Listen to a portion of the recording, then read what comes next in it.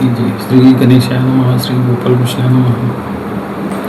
प्रेम से बोलिए श्रीमद् भगवद गीता भगवान की जय। श्री गणेशाय नमः, श्री गोपाल कृष्णाय नमः। कर्मण्यवाधिकारस्ते मा फली सुगताचरमा कर्मफलित प्रमाते समोत्सव कर्मण्य मनुष्याना सहस्रेषु कश्चित् सिद्धयत तामपि सिद्धानां कश्चिनावति ततः तेषां ध्याननित्येक भक्तिविशेषित प्रिय ज्ञानार्थमं सजमम प्रिय सततं कीर्तयन्तु मा इदन्तस्य दृढरता अपि जस्तुराचारो भजितमान् भागसा विरोध मंतव्य सम्यक वसति विषय तेषां अहं समुद्रता मृत्यू संसार सागरात अदृष्ट सर्वभूतानां मैत्र करुण्याचे निर्गुण निराकार समुद्र सुख विविक्त सेवी लघवाचित वाक्य मानस ध्यान प्रीत अरगम संपाश्रिता प्रेम से बोलिए श्रीमद् भगवद गीता भगवान की जय।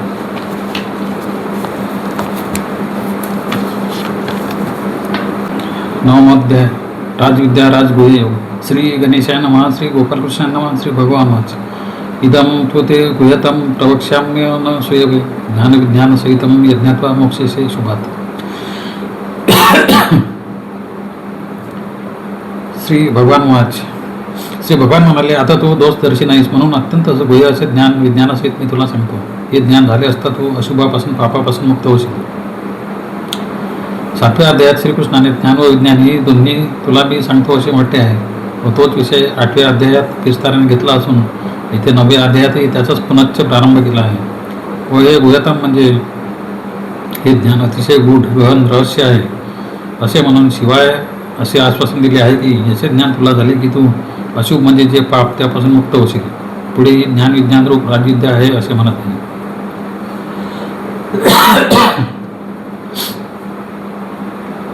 राजविद्या राजगुह्य पवित्र मिद उत्तम प्रत्यक्ष व गम धर्म सुसुकाम करतो भाव्याम. हे ज्ञान सर्व गुह्यांचा राजा आहे. म्हणजे राजा म्हणजे श्रेष्ठ. राजविद्या म्हणजे सर्व विद्यामध्ये श्रेष्ठ, पवित्र, उत्तम, प्रत्यक्ष बोध होणारे, आचरण्यास व कारकव्य आणि धर्मी आहे. अवगम सुगम दुर्गम याप्रमाणे अवगम समजण्यासारखे, प्रत्यक्ष म्हणजे व्यवहारात अनुभव घेण्यासारखे, तसेच हे ज्ञान सर्वात गुप्त आहे, सर्व विद्यात श्रेष्ठ आहे, पवित्र आहे, उत्तम आहे, धर्मी आहे, सुखाने करता येतो, अभ्यास ज्याचा असे आहे, अविनाशी आहे. ही सगळी विशेषणे भगवंतांनी सर्वव्यापी परमेश्वराच्या सगुण व निर्गुण अशा दोन्ही स्वरूपातील भक्तीसाठी येथे लावली आहेत. भक्तीची भावना मुळातच इंद्रियगम्य शरीराच्या स्तरावरची नसते व ती आत्म्यासंबंधी व त्यावेळी परमात्म्यासंबंधीही असते. म्हणून हिला राजगुह्य व राजविद्या म्हटले आहे. राजकारण राजा रूप या अर्थाने राज हा शब्द इथे आलेला नाही. राज या धातूचा अर्थ वैभवाने प्रकाशने असा आहे. ही भक्ती व तिचा विश्वास जो भगवान यांचे ज्ञान पाप नष्ट करणारे आहे म्हणून पवित्र आहे. पावन करणारे ते पवित्र आणि उत्तम म्हणजे उत्तम, सर्वात वरचे तरतम भाव. भक्तिमार्ग हा अनुभूतीमयच आहे.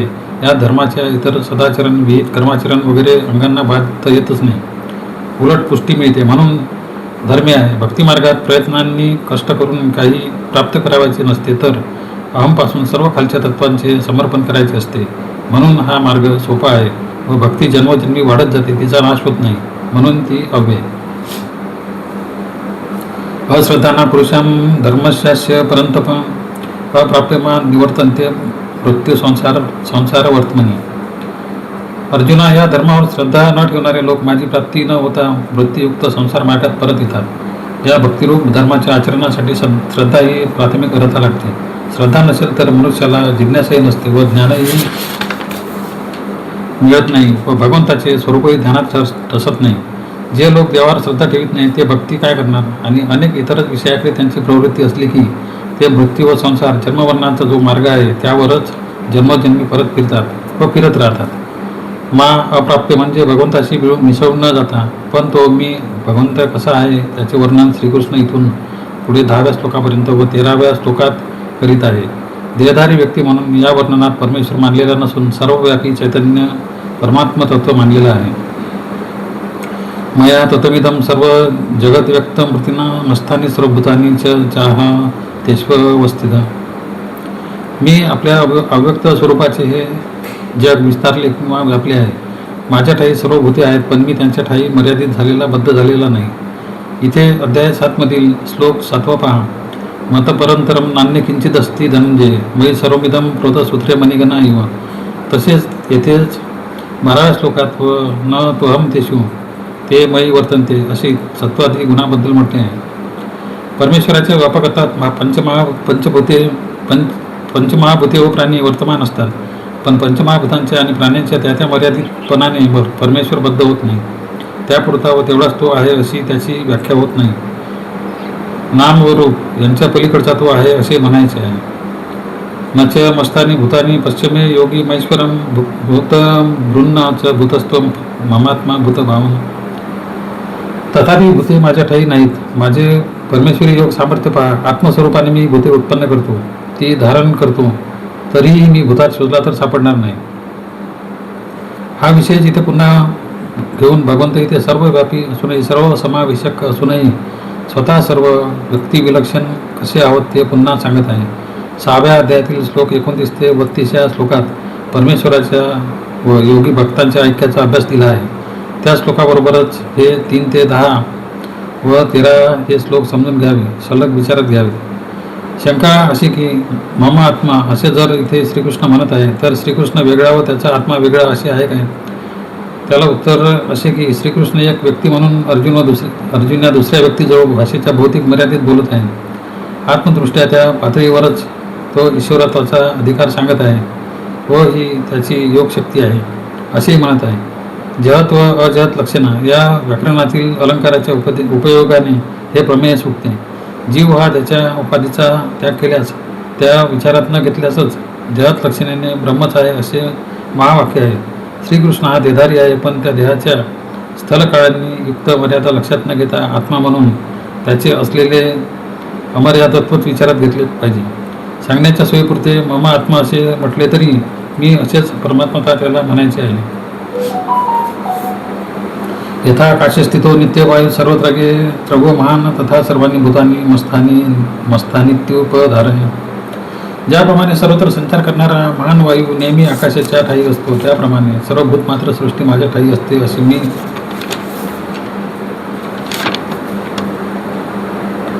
असे समज. येथे परमेश्वर म्हणजे अलिप्त असूनही आश्रमस्थान असणारे आकाश व चंचल सर्वत्र जाणारा महान पृथ्वीवरील सर्व वायुतत्व, वायू म्हणजे सर्व भूत मात्र चराचर सृष्टी होय. परमेश्वराचे अलिप्तपणे ते उपमेने दाखविले आहे. उपधारय उपमेने समजून घे, बुद्धीत या तत्वांची धारणा कर. सर्व भूतांनी कौंतेय प्रकृती यांती मामिकाम कल्पक्षेय पुनस्तानी कल्पादो विसृज्याम्य हम. हे कौंतेय, कल्पांती सर्व भूते माझ्या अव्यक्त प्रकृतीत लीन होतात व ती मी पुन्हा दुसऱ्या कल्पाच्या प्रारंभी उत्पन्न करतो. 8व्या अध्यायात 18व्या श्लोकात भूते रात्री अव्यक्तात विलीन होतात व दिवस उजाडताच व्यक्त होतात, ते अहोरात्र म्हणजे कल्प होय असे म्हटले आहे. येथे परमेश्वरच या भूतमात्रांच्या प्रकृतीत विलय करतो व पुन्हा विसृष्टी निर्माण करतो असे म्हणून तो विषय जास्त स्पष्ट केला आहे. प्रकृती व पुरुष दोन्ही मिळूनच सृष्टीची घडामोड होत असते. प्रकृती स्वामष्टभ्यम विसृजामी पुन्हा पुन्हा भूत ग्राममीमां कृष्णम वशम प्रकृतेर वशात. मी माझ्या प्रकृतीला अवस्तंभित करून त्या प्रकृतीच्या ताब्यात गेल्यामुळे परतंत्र असलेल्या या संपूर्ण भूतवर्गास चराचर सृष्टीस वारंवार उत्पन्न करतो. जरी भगवान प्राणीमात्रास व पंचमहाभूतास उत्पन्न करीत असला तरी ते प्रकृतीला अधीन असतात. ही प्रकृती म्हणजे त्रिगुणात्मक माया सर्व सृष्टीचा खेळ चालविते. या 3 गुणांची कार्ये चाललेली असतात व मनुष्य कितीही विद्वान असला तरी तो या प्रकृतीच्या स्वाधीन असतो. अध्याय 3 श्लोक 33 मध्ये याचे थोडेसे वर्णन आले आहे. सदृश्यम चेष्टते स्व प्रकृती ज्ञानवानपी प्रकृती यांती भूतानी निग्रह की करिष्यती. तसेच या प्रकृती प्रभावातून सुटायचे असेल तर गुणमूलक अशी जी आवड इंद्रियांच्या ठाई ठेवलेलीच असते, प्रकृती धर्मानुसार असते, त्या प्रवृत्तीच्या पलीकडे मन उदासीन ठेवायचे. व 3:27-3:28 मध्ये पहा, प्रकृती क्रियामानानी गुणे कर्मानी सर्वशः अहंकार विमूढात्मा करता अमिती मान्यते तत्ववितु महाभाव गुणकर्मन विभाग गुणागुणेशी वर्तंत इति मत्वानं सज्जते. उपाय म्हणजे मयी सर्वांनी कर्मांनी संन्यास्य सर्व कर्मे परमेश्वरच करतो म्हणून त्यांचे समर्पण त्यालाच करणे.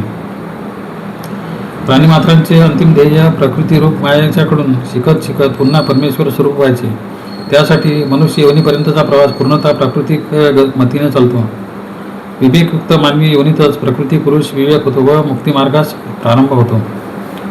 नच महतानी कर्माने निबध्नती धनंजय उदासीन वदासीनो म सक्तम तेषु कर्मसु.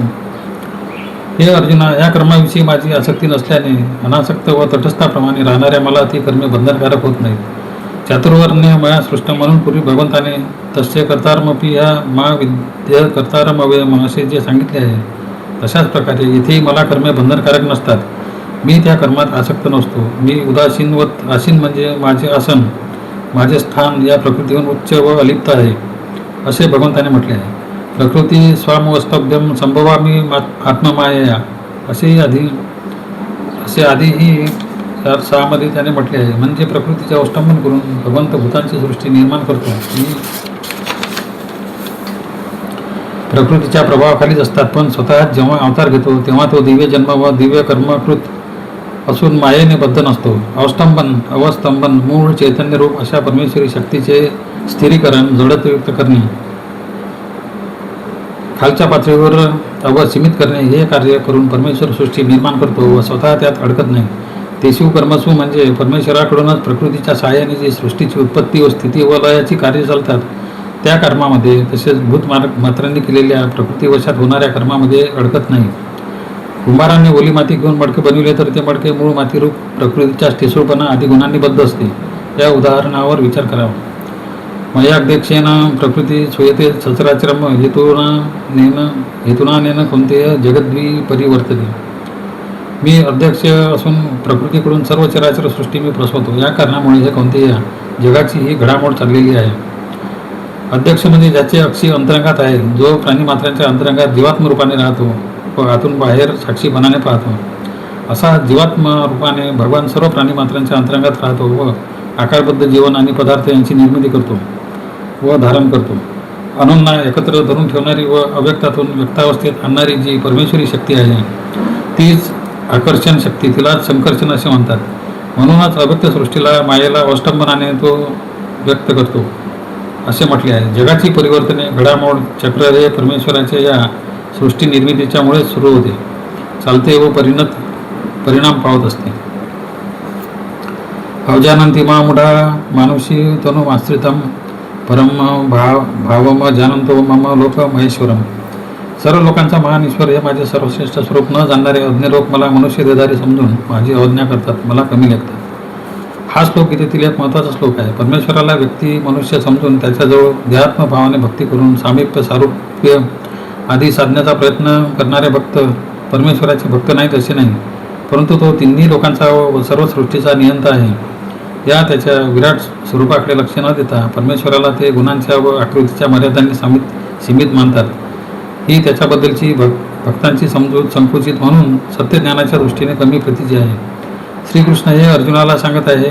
त्याच्या मागे गोकुळातील, मथुरेतील, द्वारकेतील त्याच्या संबंधितांची त्याच्याविषयीची जी मनुष्यतत्वाची धारणा होती तिचा संदर्भ तर आहेच, पण अर्जुन हाही त्याला आपला मामेभाऊ, सखा, मेहुणा वगैरे नात्यांनी सलगीने वागून अवमानित करीत होता. याची अर्जुनाला जाणीव करून देण्याचाही हेतू आहे. ते 11व्या अध्यायात पुढे अर्जुनाने मान्य करून क्षमाही मागितली आहे. मोगाशा मोगकर्मनो मोगज्ञाना विचेतस राक्षसी मासुरीचे व प्रकृती मोहिनी श्रिता. ते भ्रष्टचित्त लोक मोह पाडणाऱ्या राक्षसी व आसुरी स्वभावाचा आश्रय करून वागतात, म्हणून त्यांच्या सर्व आशा व्यर्थ होतात, त्यांची कर्मे निरर्थक होतात, त्यांचे ज्ञानही फुकट जाते. आणि एकदा परमेश्वराला जड देधारे समजले की ते मूळ लोक त्याच्याकडून भलभलत्या अपेक्षा करतात. त्यांची आशा क्षुद्र व तुच्छ गोष्टी मिळवण्याची असते. त्यांची कर्मेही निष्फळ असतात, व्यर्थ श्रममय असतात. त्यांचे ज्ञान तर काय, अगदीच कुचकामी असते. त्यांचे चित्तपणाला वंचित असते, ते विचलित झालेले असते. ते त्याही पुढे जाऊन राक्षसी प्रवृत्तीला व आसुरी प्रवृत्तीला, अर्थात आपल्या देहाच्या सुखभोगासाठी सर्वांचा छळ करण्याच्या वृत्तीला वश होतात आणि मोहाने त्यांचे मन अंध झालेले असते. महात्मा नसतो मा पार्थ दैवी प्रकृती माश्रिता भजन्त्यनन्य मनसो ज्ञात्वा भूतादी मगयम. पण हे पार्था, दैवी प्रकृतीचा आश्रय केलेले महात्मे, मी सर्व भूतांचे अधिष्ठान व अव्यय आहे असे जाणून अनन्य भाव मला बसतात. या 2 श्लोकातील आसुरी व दैवी प्रकृतीचा विषयच गीतेत पुढे 17व्या अध्यायात विस्ताराने मांडलेला आहे. दैवी प्रकृती, गुणमयी देवी माया या संकल्पनात फरक आहे, तो लक्षात घ्यावा. असे लोक भगवंताला व्यक्ती समजत नाही. तो सर्व प्राणीमात्रांचेही आधीचा अनादि व अमर आहे, अव्यय व अविनाशी आहे असे ते ओळखतात. व दुसरे काहीच तत्व जगात नाही अशा अनन्य भावाने भक्ती करतात. इतर देवतांचा विचारच त्यांच्या साधनेत येत नाही. त्यांना महात्मा असे म्हटले आहे. त्यांचा आत्मा महान असतो असे म्हणता येईल का? आत्मा म्हटला की तो सर्वव्यापीच असला पाहिजे. मग त्याचा आत्मा महान असतो तर इतरांचा काय छोटा असतो का? त्यांची स्वतःबद्दलची जाणीव व्यापक होणे हा महात्मा याचा अर्थ जास्त नियुक्ती वाटतो. सततम कीर्तनतो मा एतम तस्य दृढवृता नमश्चंतस्व मा भक्त नित्ययुक्ता उपासते. आणि यत्नशील दृढव्रती आणि नित्य योगयुक्त उत्साहात माझे सतत कीर्तन वंदन करीत भक्तीने माझी उपासना करतात. आता अव्ययभूताती अविनाशी अशा विश्वव्यापी परमेश्वराचीच भक्ती करणारे ती कशी करतात? ते भगवंताचे कीर्तन करतात म्हणजे काय करतात? निर्गुण निराकार परमात्मा तत्वाचे निरूपण करणे हेच त्यांचे कीर्तन होय. तसेच भगवंताच्या अवताराच्या वेळी त्याने केलेल्या कार्याचे वर्णन करावे, त्याच्या उपदेशाचे गीतेसारखे विवरण करावे, त्याच्या नामस्मरणाची महती सांगावी, स्वतः शास्त्रप्रमाणित श्रीमूर्तीचे ध्यान करावे, नाम जप करावा, आहार आदी आचरणाची शब्दात्मक वाचिक तपाची शारीरिक कर्माची दृढ व्रते धारण करावी व ती परमेश्वर कृत्यर्थ अर्पण करावी. मंदिरात नित्य देवदर्शनाला जावे, नित्य वंदन करावे, सर्व लोकांशी ते भगवंताचे अंश समजून नम्रपणे वागावे. पूजन करताना देवाला साकार जडमूर्ती न समजता चैतन्याचे सर्वव्यापी शक्तीचे प्रतीक समजावे. स्वतः भगवंताचे जीवभूत अंश असून मूलतः तो व आपण एकच आहोत अशा पवित्र संकल्पाने स्वतःला नित्य त्याचे समजून त्याची भक्ती करावी. प्रयत्नाने मन परमेश्वरी स्वरूपात लीन करण्याचा अभ्यास करावा. अशा प्रकारे दैवी गुणांनी युक्त असे भक्त महात्मे देवाची भक्ती करतात. ज्ञान यज्ञेन चाप्यन्य यजंतो मामुपासते एकत्वेन पृथक्तेन बहुधा विश्वतोमुखम. तसेच दुसरे कित्येक सर्वतोमुख जो मी त्या माझी एकत्वाने म्हणजे अभेदभावाने, पृथक्त्वाने म्हणजे बहु प्रकारे ज्ञानयोगाने समजून घेऊन उपासना करीत असतात. आणखी काही भक्त भगवंताने सांगितलेल्या अद्वैत ज्ञानाचा आत्मज्ञानाचा उपदेश इतरांना देतात. त्यासाठी हे जणू पवित्र यज्ञकार्य आहे अशा भावनेने समर्पण बुद्धीने ज्ञानसत्र चालवितात. परमेश्वर सर्वत्रमुखी असणारा म्हणजेच व्यक्तीच्या ठिकाणी बोलणारा, पाहणारा, ऐकणाराही आहे. जनता रूपाने तो सहस्त्रनेत्र आहे, सहस्त्र स्तोत्र आहे. अशा भावनेने आपण सांगत आहोत. हे सर्व ज्ञान ऐकणारे श्रोते भगवंत स्वरूपच आहेत. तो भगवान जसा एक साधना प्रकाराने प्रेमाने वश होतो तसा अनेक साधना प्रकारांनी वश होतो. सामुदायिक प्रवचन, नामघोष, भजन अशा प्रकारे त्या एकाची सर्वोत्तमाची भक्ती होते. हे मनात ठेवावे व अशा विविध प्रकारे देवाची भक्ती करावी. असे ज्ञानी भक्त करतात. असे ज्ञानी भक्त करतात. वक्ताही ज्ञानाने ईश्वर स्वरूप व श्रोताही पवित्र ज्ञान संकल्पाने ईश्वर स्वरूप होतो. अहम कृत्र यज्ञ स्वधाहमौषधम मंत्रोहम हमे वाज्य मग्निरह उत्तम. स्रोतयज्ञ मी, स्मार्तयज्ञ मी, श्राद्धात पितरांना अर्पिलेले अन्न मी, वनस्पती मी, मंत्र मी, तूप मी व अग्नी आणि आहुती मीच आहे. पुढे 10व्या अध्यायात विभूतीच्या रूपात परमेश्वर कोठे कोठे आहे ते सांगितले आहे आणि मागे 7व्या अध्यायात हे श्लोक 7 ते 12 विभूतीच सांगितले आहेत. इथे ज्ञानयज्ञाचा उल्लेख आला तेव्हा श्रीकृष्णाने यज्ञाच्या कर्मामागे ईश्वरविषयक संकल्प सांगितला आहे. ऋतू व यज्ञ, सकाम व निष्काम यज्ञ हे भगवंताचेच रूप आहे आणि स्वधाकार समेधारूपी वनस्पतीचे औषधम, मंत्र, आज्य म्हणजे हवन करण्याचे तूप, अग्नी व आहुतीचे सर्व द्रव्य मिळून एकाच परमेश्वराचे विविध रूपे आहेत असे येथे सांगितले आहे. म्हणजेच यज्ञाच्या कृतीत अभेद भावना दृढ होणे आवश्यक आहे व तीच परमेश्वराची भक्ती. इथे सकाम असो वा निष्काम असो सर्व कर्मांना भगवंत परमार्थता आधार, आश्रय व त्यांचे मूळ स्वरूपच आहे हे लक्षात घेणे आवश्यक आहे. पूर्वी ब्रह्मार्पण, ब्रह्म हवीर, ब्रह्माग्नो, ब्रह्मणाहुतम वगैरे म्हटले आहे तिथे ते येथे जोडून घ्यावे. पिता हमस्य जगतो माता धाता पितामह वेद्यम पवित्रम ओंकारम वृक्षाम यजुरेवच. ह्या जगताचा मी पिता, मी माता, मी आधार, मी पित्याचाही पिता आहे. पवित्र व ज्ञेय मी, ओंकार मी, ऋग्वेद, सामवेद व यजुर्वेद मी आहे. या श्लोकात यज्ञात म्हटल्या जाणाऱ्या वैदिक ऋचांचा संदर्भ घेऊन ऋग्वेद, सामवेद व अथर्ववेद म्हणजे मीच आहे असे दाखवून दिले आहे. तसेच वेदांनी जाणले जाण्याचे जे ब्रह्मत्व तेच मी आहे व पवित्र प्रणवमंत्र मीच आहे असे यज्ञातील अंगोपांगाचे वर्णन करून शिवाय या जगाशी परमेश्वराचे नाते कोणते आहे याचा स्वमुखाने येथे त्यानेच उल्लेख केला आहे की मनुष्याची जी आवडती व वंदनीय नाती व माणसे असतात तीही तोच आहे.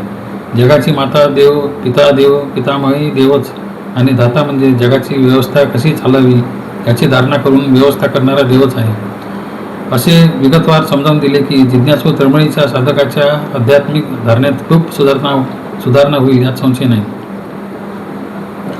गतीर भरता प्रभू साक्षी निवास शरण सुहृत प्रभाव प्रलय स्थान निदान बीज मी सर्वांची अंतिम गती पोषण करता प्रभू साक्षी निवास शरण जाण्याचे स्थान सखा होय. जगाची उत्पत्ती प्रलय व स्थिती निदान आणि अविनाशी बीज आहे. 16 व 17व्या श्लोकाच्याच पुढे काही श्लोकात एक पदार्थ वा स्थान विचारात घेऊन भगवंताचे विभूती महत्त्व सांगितले आहे. गती याचा अर्थ प्रेरणा व प्रयोजन, कारण व परिणाम, चेतना व चेतनेचे अंतिम उच्चस्थान असे सर्व समजावे. प्रभू व प्रभो हे शब्द पहा. प्रभू म्हणजे सामान्यतः मालक, धनी, सत्ताधारी, राजा असा अर्थ होतो, तर प्रभाव म्हणजे प्रकर्षाने होणे, निर्माण होणे, उत्पत्ती असा अर्थ होतो. साक्षी म्हणजे डोळ्यासहित, अक्षिभ्याम सहित असा अर्थ होतो.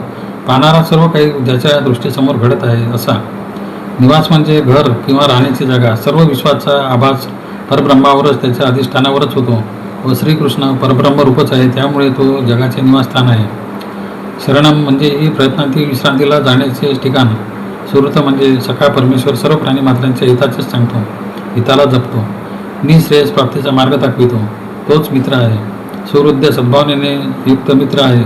स्थान म्हणजे स्थिती व पुन्हा राहण्याचे अधिष्ठान. मूलाधार निदान म्हणजे सर्वात मौलिक मूल्यवान असा ठेवा. अव्यय असे बीज म्हणजे जगदाकाराने वृक्ष निर्माण झाला तरी परमेश्वरूपी बीज फुटून नष्ट होत नाही, त्याचा बीजभाव आढळ राहतो असा अर्थ.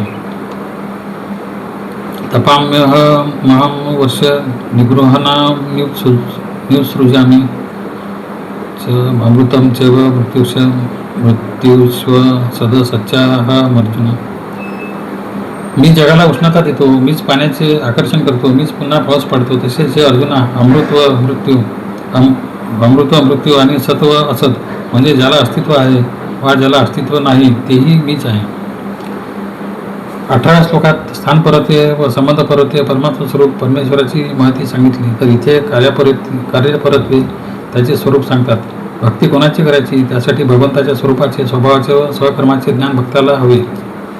मीच उष्णता देतो, तापतो, मीच सृष्टीत पाण्याचे वाफेच्या रूपाने ग्रहण करतो व पावसाच्या रूपाने ते सोडून देतो. हे चंद्र, सूर्य, मेघ, सागर, आकाश, वायू, आपस्तत्व या सर्वांना स्पर्श करणारे परमेश्वरी कार्य आहे. पुढे ते म्हणतात, अमरपणा व मरणशीलता, अविनाशी व विनाशी हे दोन्ही गुण मीच आहे. सत म्हणजे असणे, अस्तित्व व असत म्हणजे मिथ्याभास, नास्तित्व, अभाव. परमेश्वराच्या ठिकाणी हे दोन्ही गुण नांदत असतात, कारण मिथ्या म्हणून व्यतिरेकाने नाकारलेले जग ही त्या परमेश्वराचीच लीलामय मूर्ती आहे, व्यक्त मूर्ती आहे. त्रैविद्या मा समोपा पुतपापा यज्ञैरिष्टवा स्वर्गती प्रार्थयन्ते ते पुण्यम साध्य सुरेंद्रलोक मसरंती दिव्याना दिवी देवभोगाना. 3 वेदातील विहित कर्मे करणारे सोमयाजी व निष्पाप साधक माझे यज्ञाने पूजन करून स्वर्गात गती इच्छितात व ते इंद्रांच्या पुण्यलोकी जाऊन स्वर्गात देवांना मिळणारे अनेक दिव्य भोग सुखे भोगतात. इथे परमेश्वर सकाम भक्तांना यज्ञादी पुण्यकर्मांनी मिळणाऱ्या इंद्रलोकादी स्वर्गसुखांची माहिती देत आहे. स्वर्गात हे महात्मे दिव्य भोग भोगत पुष्कळ काळ आनंदात राहतात असे म्हटले आहे. आधुनिक संशोधकांनी साधारण सुशिक्षित माणूस, जास्त तत्वनिष्ठ असा माणूस, योगी व भक्त, प्रगल्भ प्रज्ञावंत माणूस यांचा मरणोत्तर सूक्ष्म लोकात राहण्याचा साधारणपणे काळ किती असतो ते दिव्यदृष्टीने पाहून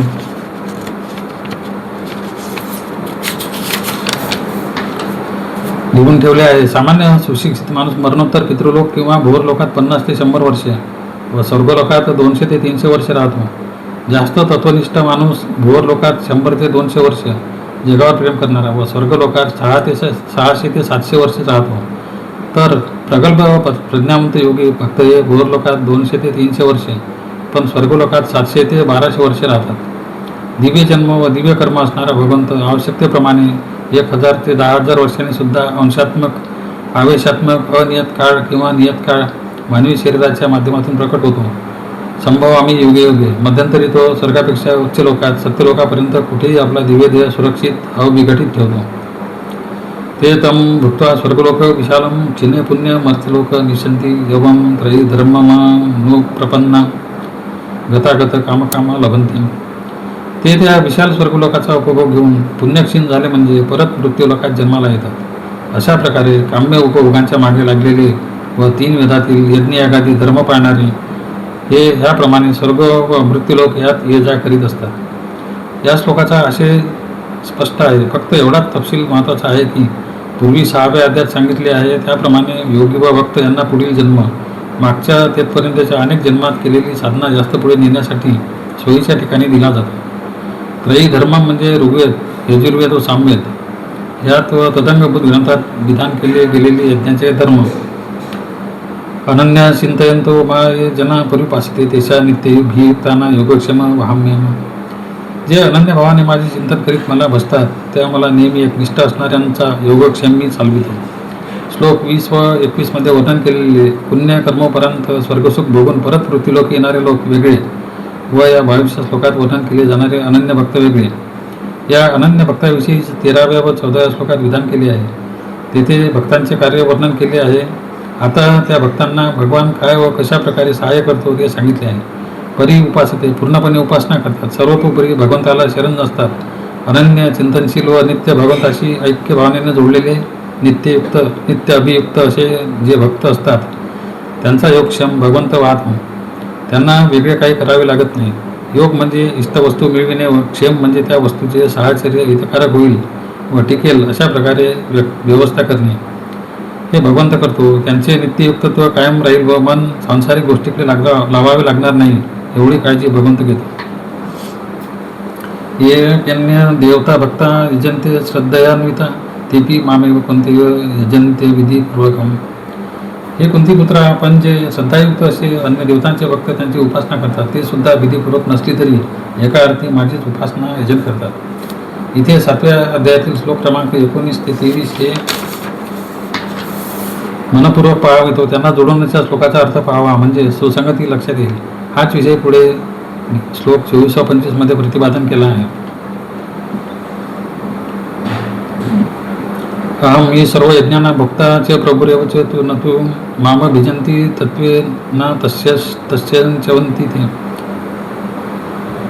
कारण मीच सर्व यज्ञांचा फलभोक्ता व फलदाता स्वामी आहे, परंतु ते असे मला तत्वरूपात ओळखत नाहीत म्हणून मुख्य साधनेपासून रळतात.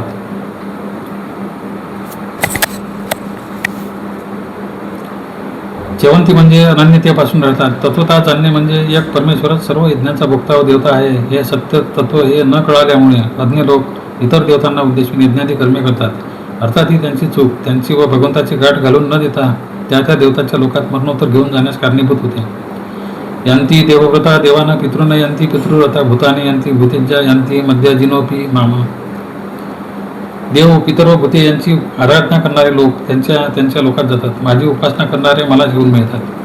देवासाठी यज्ञ, पितरासाठी श्राद्ध व भूतांसाठी भूतबली देणे ही व्रते या श्लोकात जगात प्रचलित असणाऱ्या नाना प्रकारच्या उपासनांच्या सार रूपाने परामर्श घेतला आहे.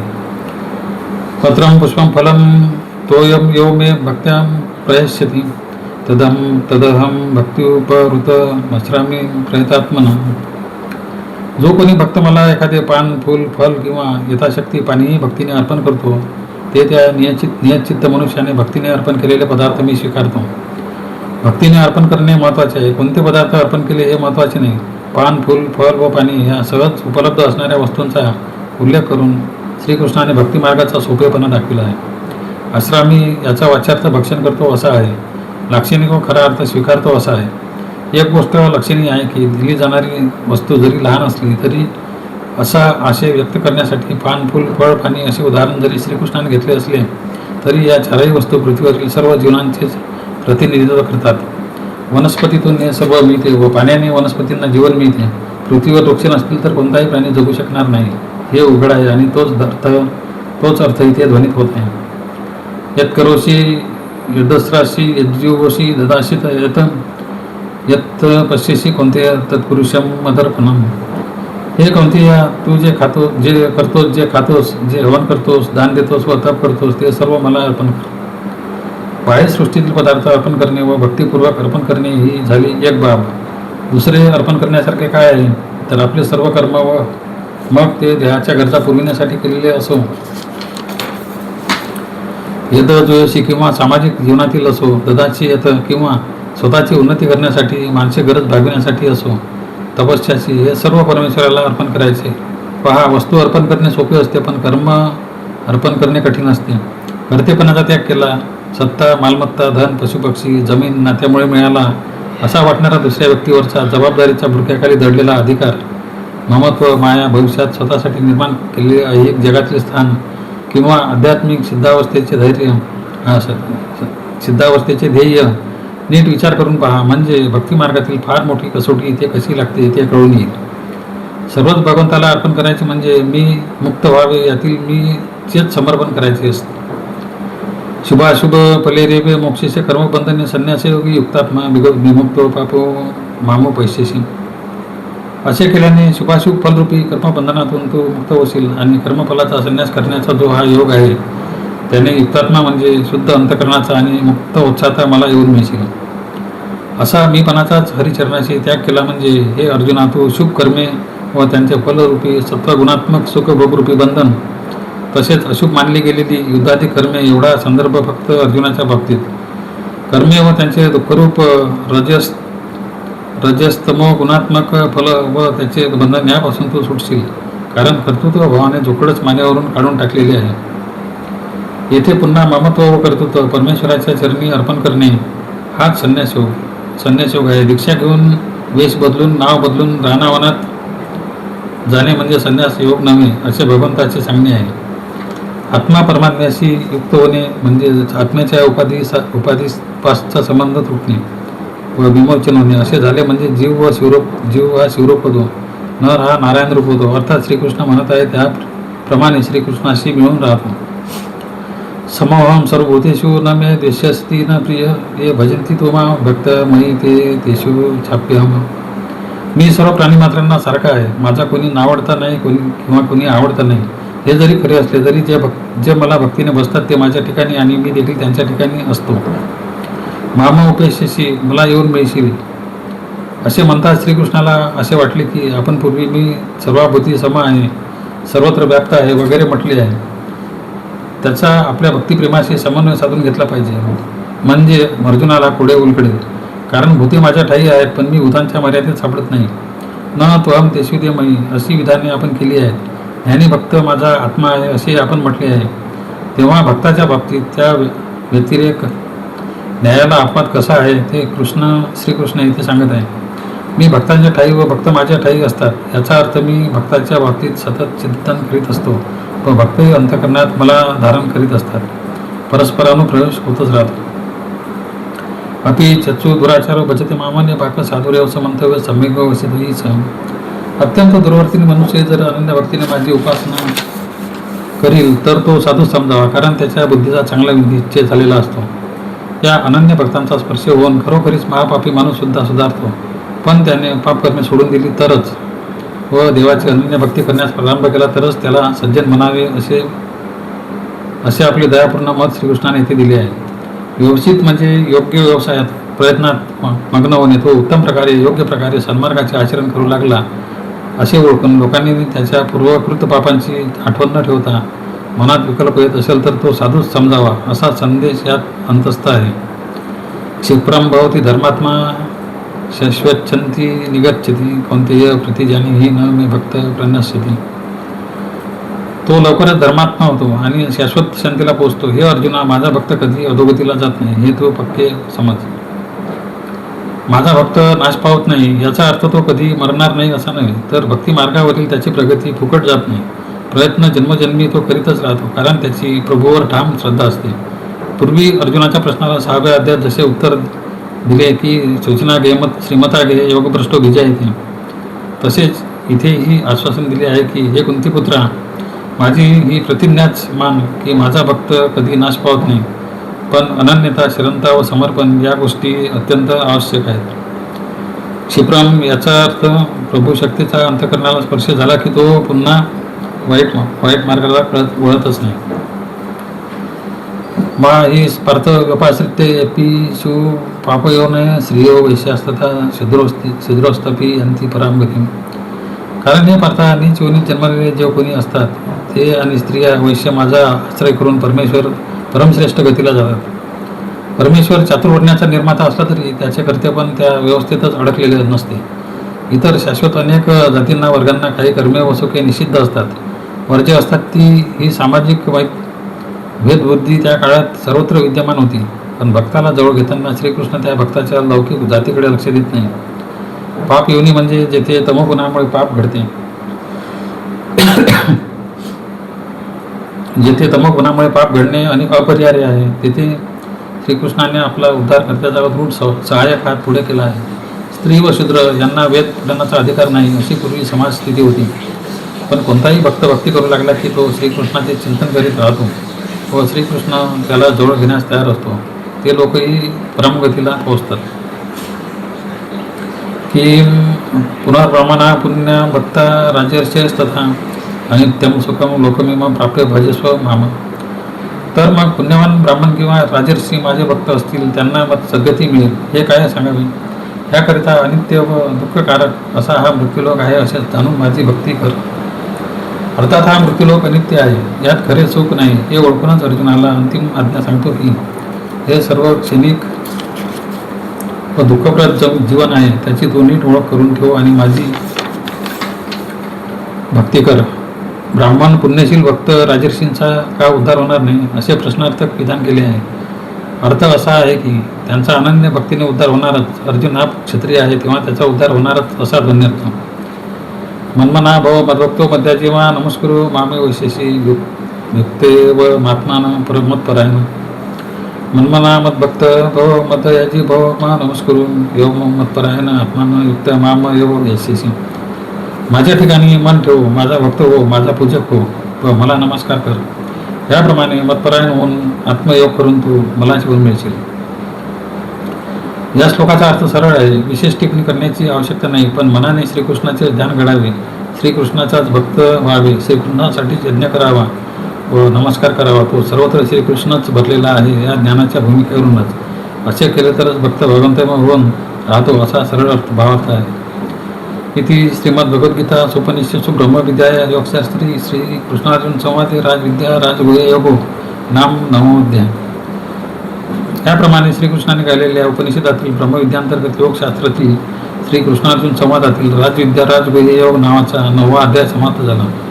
राजविद्या राजगुह्य योग नावाच्या 9व्या अध्यायावरील भाष्य समाप्त. श्रीकृष्णार्पणमस्तु.